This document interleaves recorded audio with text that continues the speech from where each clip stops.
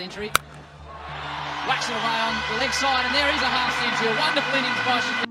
দর্শক, লেজেন্ড লিগে সাকিবের এক এমন ব্যাটিং তাণ্ডব। মাত্র 25 বলে 59 রানের বিধ্বংসী ব্যাটিং করে চমকিয়ে দিলেন আজ। দর্শক, খবরের বিস্তারিত জানুন পুরো প্রতিবেদনে। চ্যাম্পিয়ন ট্রফিতে জায়গা না পাওয়া সাকিব নাম দিয়েছিল লিজেন্ড 19 লিগে, আর সেখানেই বাজিমাত করেছেন সাকিব। লিজেন্ড লিগে সাকিব খেলেছেন দুবাই জায়ান্টসের হয়ে।